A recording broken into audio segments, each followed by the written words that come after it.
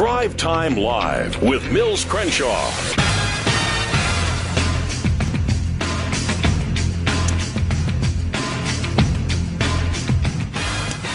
Martin Tanner sitting in for Mills Crenshaw, who is away on vacation. He's actually at a martial arts convention. It's a pleasure to sit in today. During our last couple of hours, we had two representatives from FAIR. During this hour, we are going to have a guest that I find absolutely fascinating. He is going to be speaking at the FAIR conference that we've talked about off and on during the last few hours. And the topic that he will be discussing is somewhat controversial, and yet I really like the way he approaches it. Our guest during this hour is Johansson. He's an outspoken advocate for Latter-day Saints with same-gender attraction. His own personal experiences have been featured in Mercury Times and were published in a book called Gay Mormons, Latter-day Saint Experiences of Same-Gender Attraction. He's a well-educated guy, received a master's degree in linguistics from the University of Washington, and he's interested in the impact that language has on the whole debate surrounding homosexuality. He'll be speaking at the FAIR conference this August and 3rd. His particular presentation is on the 2nd. He's going to be talking about the issue of navigating the labyrinth surrounding homosexual desire.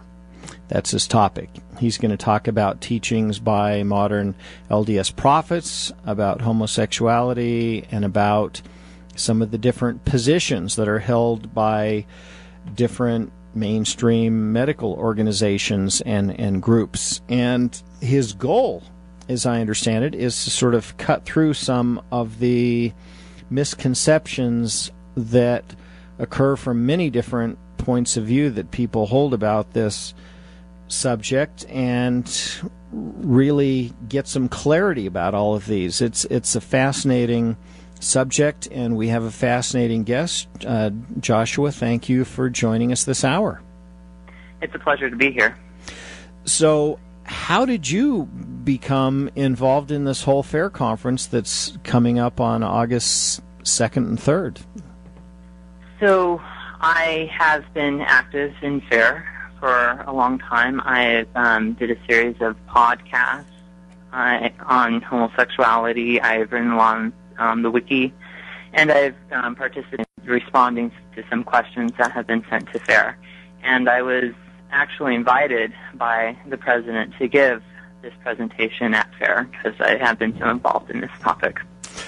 You hold what I consider to be quite a neat position to be able to discuss this topic, because not only, as you've just pointed out, you've been involved with FAIR for some time, you would also describe yourself as an active Latter-day Saint, true? Yes, very much so. You also would describe yourself as somebody who is currently married and has a young child. Yes. And a very young child. Very young child, as in takes a lot of work and is really cute at that age. Yes. Which are two of the main features I've enjoyed with my kids when they were young. And one of the other things that is, of course, very much something that gives you qualifications to be able to discuss this issue is you have had throughout your life this issue of attraction to same sex that's been something that's been part of your life. Would that be fair to say? Yes. Okay. Very true. And so that context, I think, brings for you something very, well, maybe a different way to say it is that it brings together a number of perspectives that maybe each individually wouldn't be so unusual, but together they really are. And I think they give you a perspective that is extremely valuable for people to hear. And I'm delighted to have you on today to talk about this issue.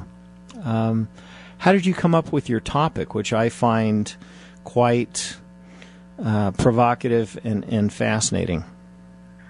Well, as you mentioned, my emphasis has been in issues surrounding homosexuality.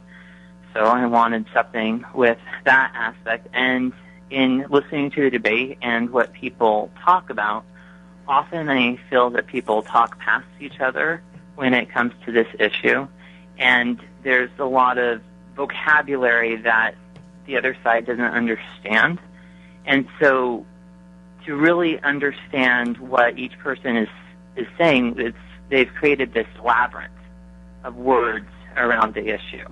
And so you need to understand what people are talking about, what different studies are saying, before you can ever hope to navigate what it talks about. Very, very, very true. You know, I've had a number of discussions with people from different religious backgrounds, and sometimes you're using similar words, sometimes you're using different words, but the meaning for one faith is very, very different from the meaning that word might have for a different faith, and this is a similar kind of phenomenon that you're talking about.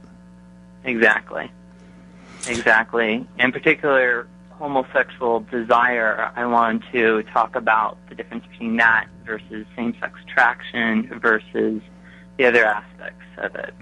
When you and I were talking a bit about this yesterday in preparation for this show, you mentioned that you really find that same-sex attraction and gay identity and homosexual behavior are really not the same thing, and that people often sort of assume that they really are. Tell us about that. I think that's a great place to start here. Right. So take me, for example. I find men more sexually attractive to women on average.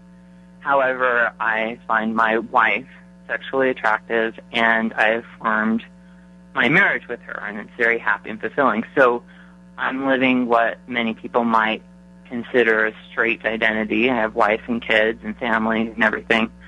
Definitely only heterosexual behavior, but I still have attractions to men. So I still have same-sex attraction. So for me, the difference between the three is very obvious because I do not fit in all three categories.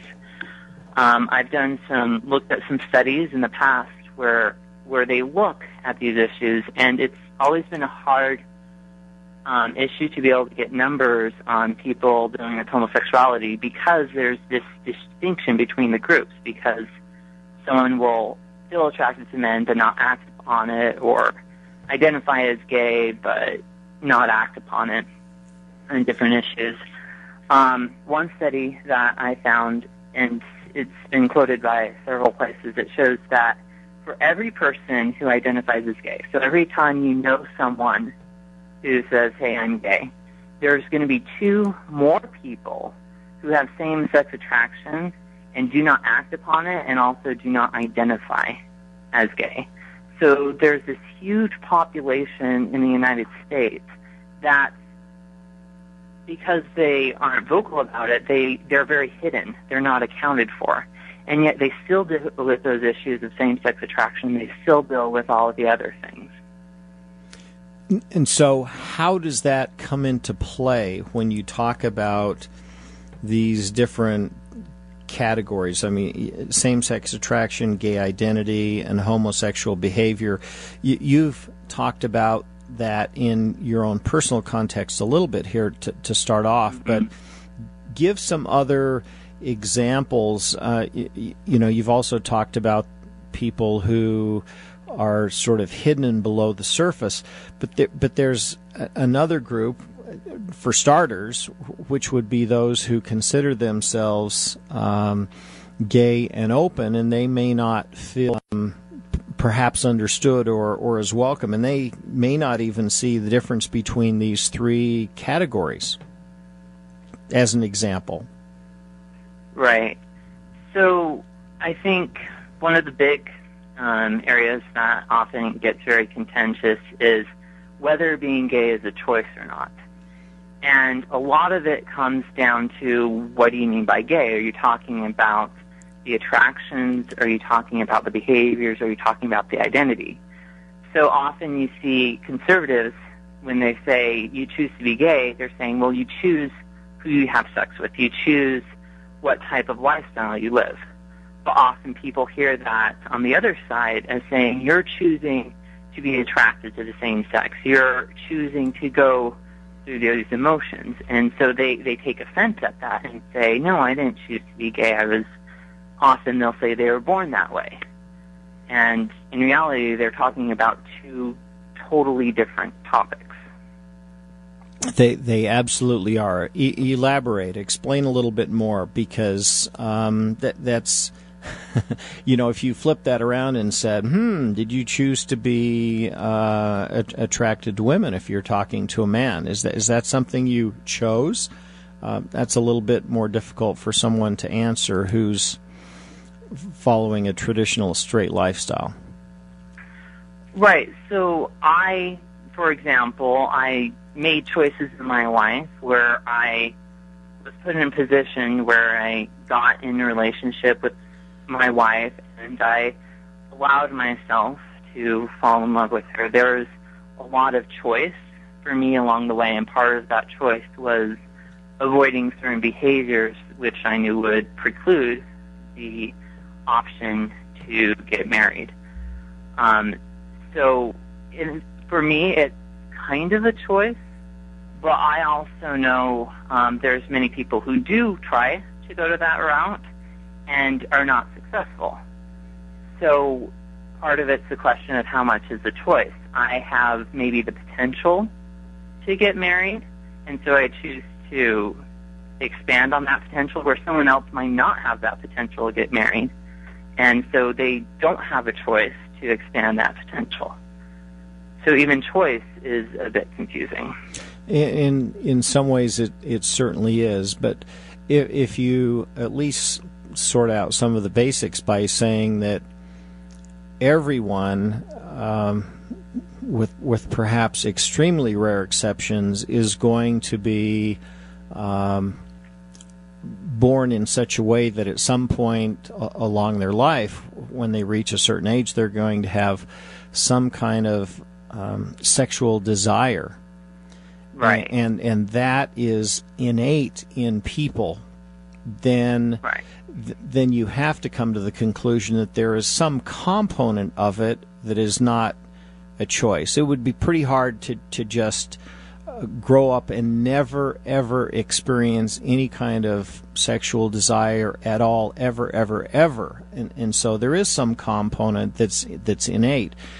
And yet the other very obvious fact is that everybody has a choice in how they choose to express that, and somewhere along that continuum, you have to recognize that there is both choice and both an innate component to it. Would that be fair to say? Absolutely. When I was a missionary, we were taught that we were supposed to walk our heart.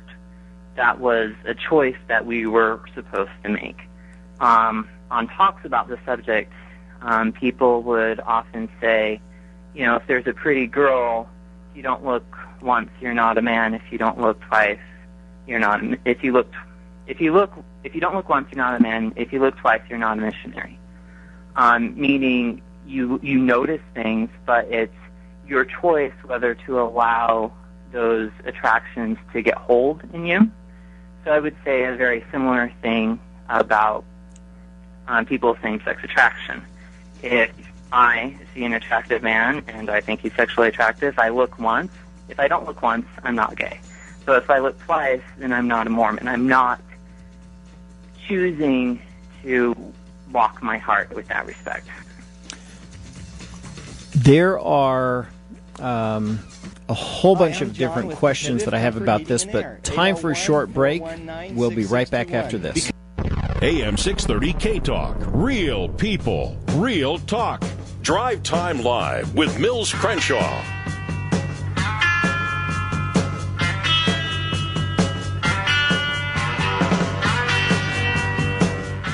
We're back. This is Drive Time Live. Martin Tanner sitting in for the vacationing Mills Crenshaw.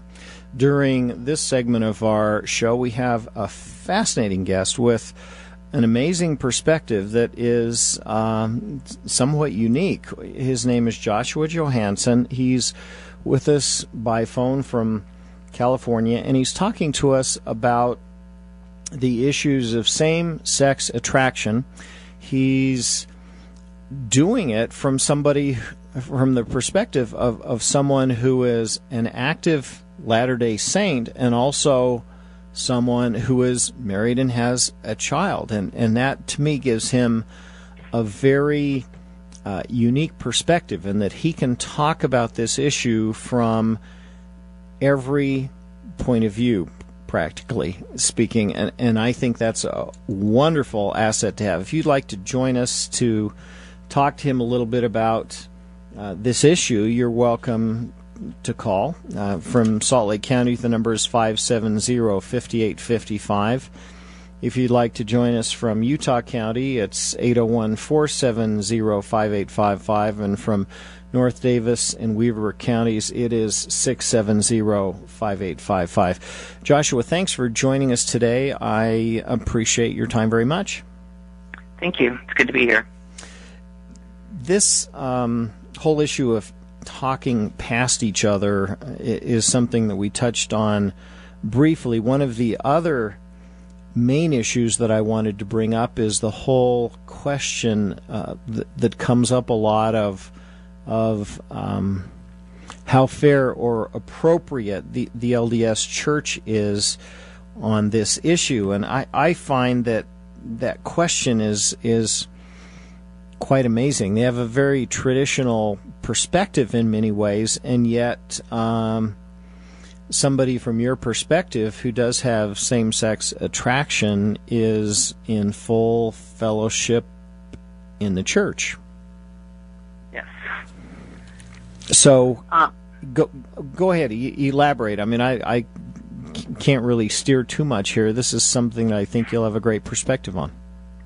Well, I believe in the church. I love the church. There's a reason I am a member of the Church of Jesus Christ of Latter-day Saints.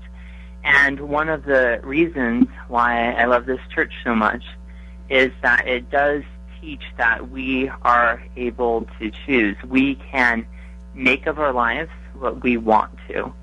And it's the ability to, we call it overcome the natural man, that really empowers me to be able to take my life in my own hands. So when it teaches that we can have control over our sexual behavior, that speaks to me, and that helps me to take control over my sexual behavior and live the type of life that I want to live. So that's something that I love about the church, and the teachings on homosexuality, in my view, is very favorable to people with same-sex attraction. It's something that I find refreshing about the LDS faith, which is, I guess, in some circles considered not too open, but I find it extremely open for that very thing that you just brought up. One of the primary, if not the primary teaching, is this whole idea of freedom of choice, free agency, phrase it however you will. God doesn't make you do something. There is no fatalistic aspect to it. You are free to choose, and of course you have the consequences of whatever you choose, but that freedom is paramount. Exactly. And at the same time that you do have that freedom to choose, there's also, there's this recognition that we do have weaknesses, that we do have temptations, that we still have this natural man, and we're not supposed to feel guilty for temptations that we're not acting on. Or even if we're in the process of acting on and we realize we need to come to the Savior and have Him help us overcome, it's not something that we're supposed to feel guilty just for the cards that we've been given in life. Very, very true, and well put. If I could, give us a little bit of a preview of what your presentation at FAIR is going to be like. There are some great topics that you brought up when we discussed this briefly yesterday, different areas that you wanted to venture into. Right. So we've already talked a little bit about the difference between attractions, identity, and behavior. Yes. And the church does not have a position on the cause of attractions. And mainstream science does not have a position on the cause of attractions. Yet I find it interesting that it's such this root cause of the debate that people are always saying what causes the attractions when that's really not an issue in the church. So what the church does care about is that we align our values, our behavior with God's law. And if you look at what mainstream science says, there was a report that a lot of gay activists point to on therapy to change sexual orientation. And they're like, hey, there's no evidence whether or not this can work or not to change attraction. But if you look at the report deeper, it says, well, this therapy can change identity. It can change behavior. It can change values. It can change the way you approach this. And that's exactly what the church teaches. So what the Mainstream Medical Association says is possible with homosexuality and what the church asks us to do are, in my view, in perfect alignment. But because we always talk about the cause of attractions and whether the attractions can be changed, we often talk past each other. Tell me if I'm expressing this in a way that is compatible with what you're saying. To me, it often helps if you respond back to know that you're really understanding a point. We talked a little bit earlier about the difference between something that's innate and something that's a choice in terms of sexuality. And what you're saying is neither the church nor good science, good psychology should or does try to get someone to change the innate portion of someone's personality. But the behavior part, the part where there is a choice, that's something that could be fruitful for exercising discretion, trying to change inappropriate behavior, and so forth. I think the difference between what's innate and what's a choice is very difficult to determine. So I would say yes, if we knew what that difference was. Well, and you might even find different people who, for themselves, would draw the line in a little different place on those issues. Right. So where the church has drawn the line, for sure, is on behaviors, the choices that we make. So that aspect, the behaviors, definitely can be changed. I'm trying to stay neutral on whether the underlying attractions can change. I've experienced a little bit of change, but I'm still predominantly same-sex attracted. Other people have said they have changed, and I'm not them, so I can't say whether or not they have or not, and I can't say whether it's through therapy, through faith, or just dumb luck. But so I'm trying to avoid that part and focus on what the church asks us to do and what the science says we can do and have a perfectly happy, fulfilling life doing so. And there you go. And that's said much better than I did it earlier when I said the innate part of someone's personality and the actual behavior. You said it much better than I did, but that's what I was trying to get at.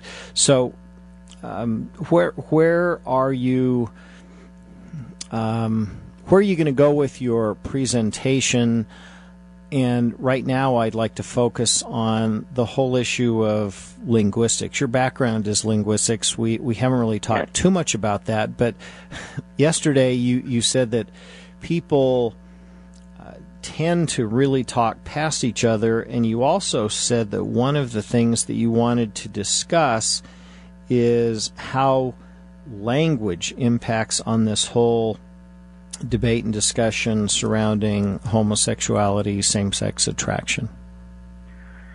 So there's several aspects where the language comes into play.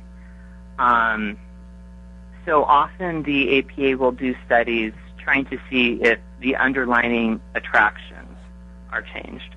For example, one of the studies they did is they showed men heterosexual pornography and homosexual pornography and measured their reaction to it.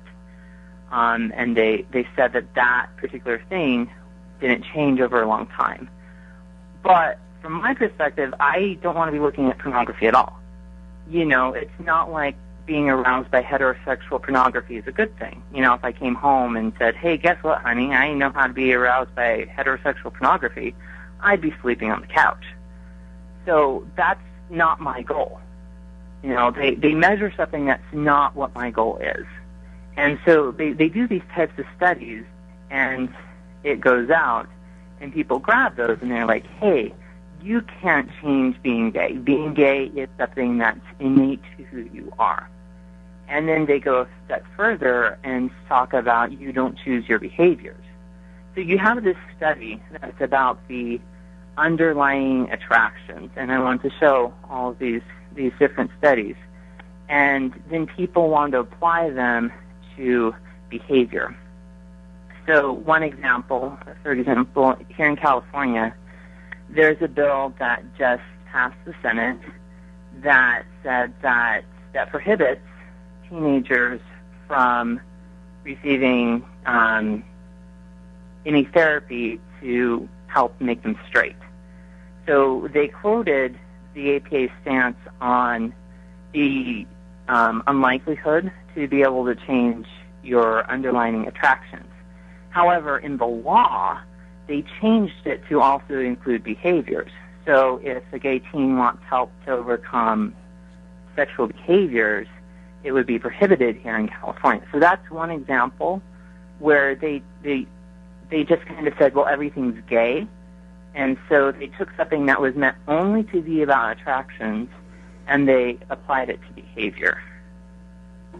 Which is kind of sad, because there, as you've pointed out, is a very huge difference between attraction and actual behavior. And when you muddy the waters there, it stops people from getting help with behavior that may not be appropriate. Right. Exactly. What else? There's a lot of debate about reorientation therapy and reparative therapy. But when I went for therapy, I just wanted therapy for behavior. And there was so much debate about the attractions that it was very difficult to get. No doubt. Why do you think that is? Is it just the misconception about the difference between attraction and behavior, or is there something else that's even more at the heart of that? A huge part is that. It's also, I think part of the debate is what we were talking earlier about overcoming the natural man. I think in society there's this mentality that if you have the attractions, if it's a part of your natural man, then you want to act, or you should act on it. And if you don't act on it, you're causing harm to yourself because you're restraining yourself. However, for us, that's the fundamental part of the gospel, is restraint, is changing your nature. So there's this idea of the difference of opinion of how attractions is related to behavior, which I think is at the heart of the debate. Interesting. Why would it be that... Well, I'm going to ask it a little different way. Do you think the reason that the distinction between those two aspects, the attraction and the behavior, are not differentiated by the APA and other organizations. Is that because there is a lack of knowledge, or is it more to do with some kind of an agenda? The APA does make the distinction. In the report, they were very clear that there was no evidence whether or not attraction could be changed, but these other aspects, the behavior, the values, identity, they could be changed. The APA was clear. I think they could have made the press release clearer. I think they could have made other things clearer, but the actual report itself was pretty clear. It's more the people who take these reports and then talk about them outside of the thing that aren't clear. And I think part of it's unintentional for them, but I do think part of it is that they do see that the attractions are connected to the behavior and the idea of you're supposed to give in to the natural man. So maybe a better way to say it, if I'm understanding, is that the underlying research for the APA is pretty good and sound, and yet the way it's interpreted or perhaps brought into the mainstream hasn't been quite as careful as the underlying research. Yeah, I do have problems with the APA. I do think that they are heavily influenced by political aspects. However, I think there's plenty, even with that influence, there's plenty that they have to say that supports the Mormon teaching of overcoming your attractions to live the lifestyle you want. And we certainly don't have a bill in Utah quite like the one that you've described that just passed, or partially passed, I guess, in California.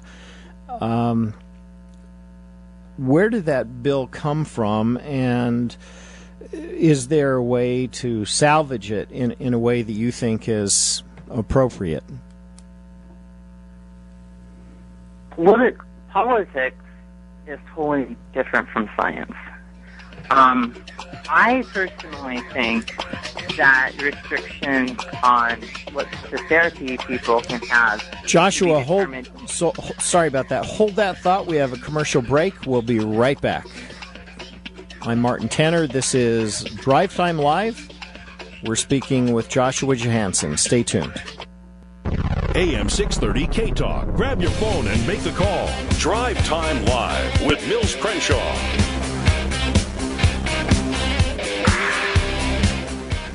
Welcome back.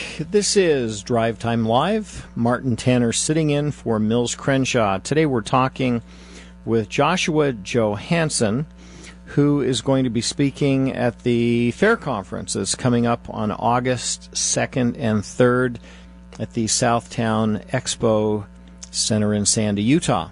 It's going to be a great conference. One of the more fascinating and controversial subject matters is the one that we're discussing this hour with Joshua Johansson, and that's same-sex attraction within the LDS Church, some of the misconceptions that are out there about the whole topic, and about particularly the difference between attraction and actual behavior, which is something that's not always well differentiated.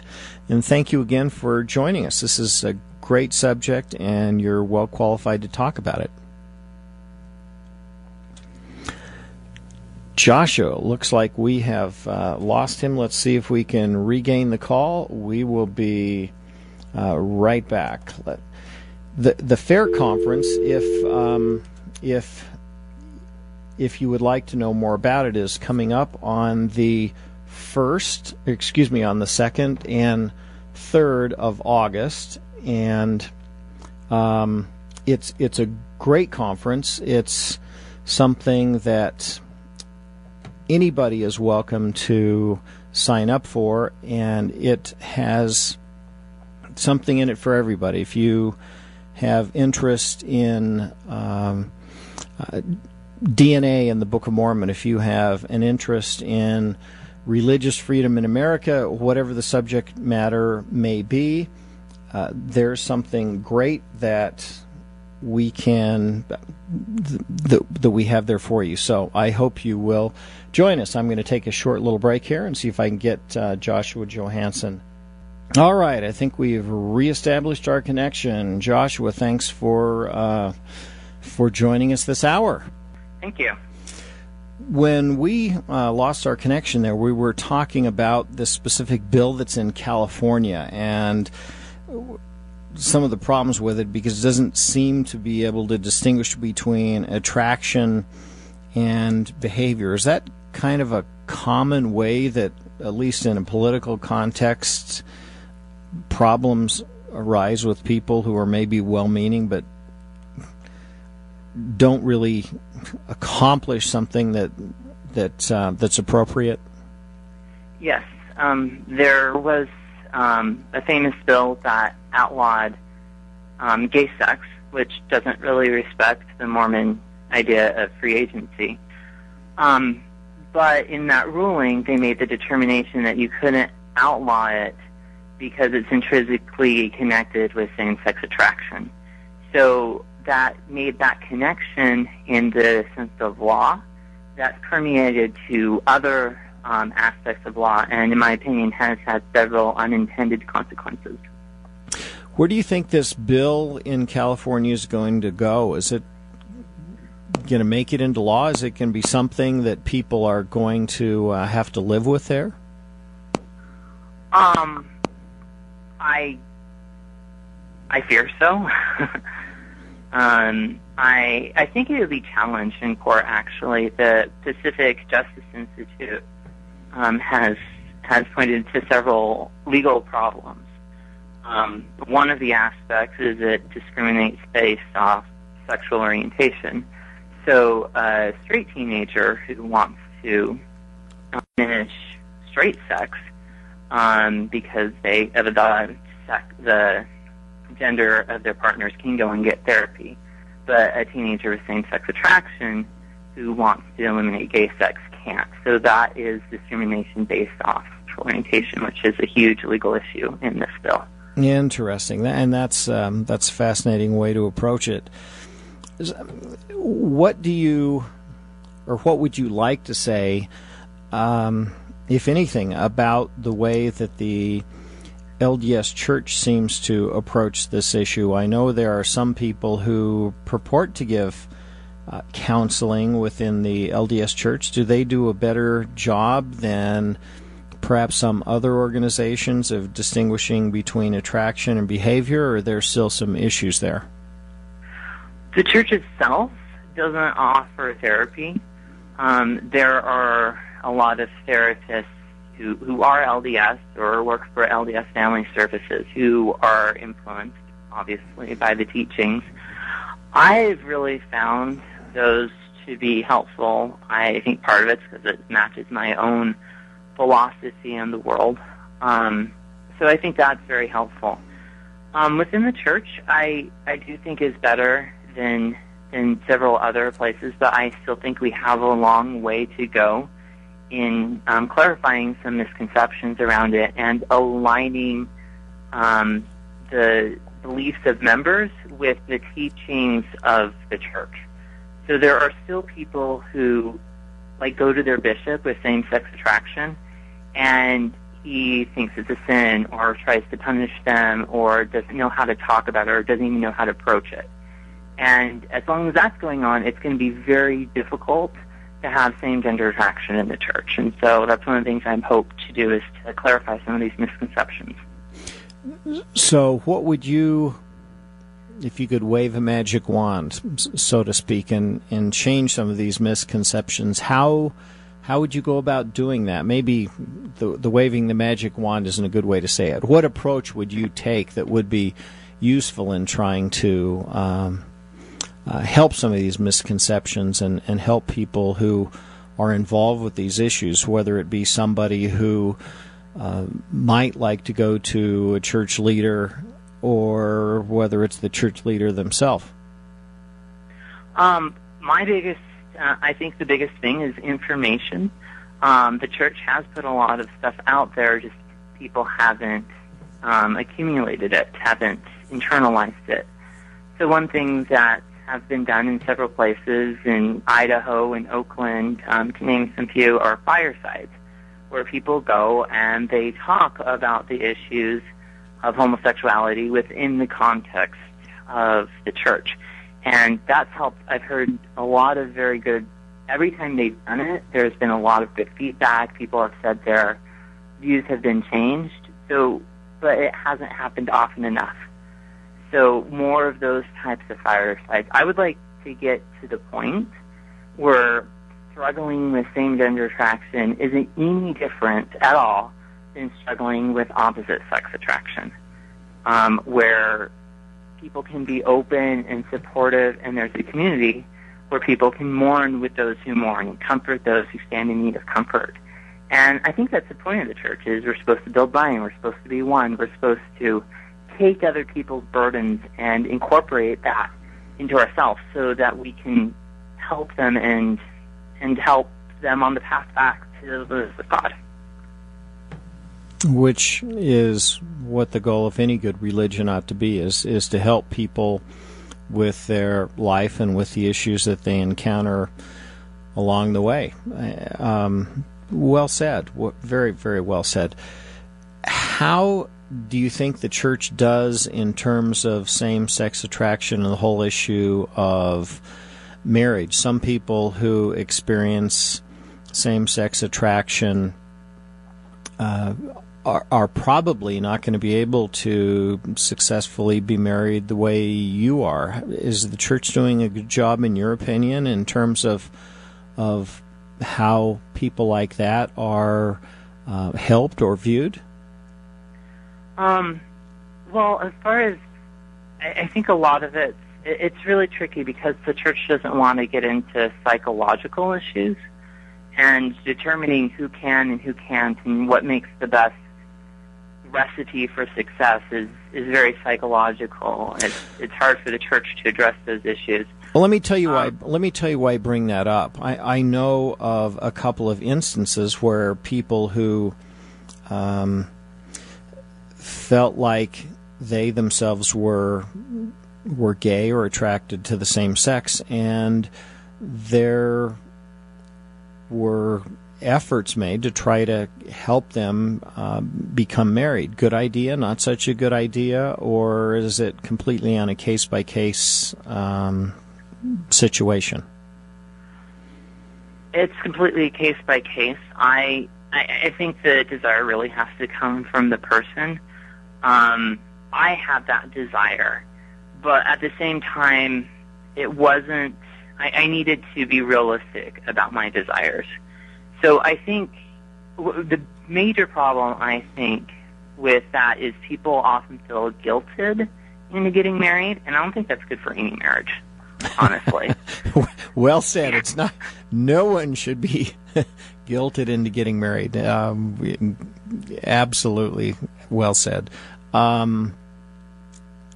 So where do we go from here? We have about another 4 minutes here in our program is all.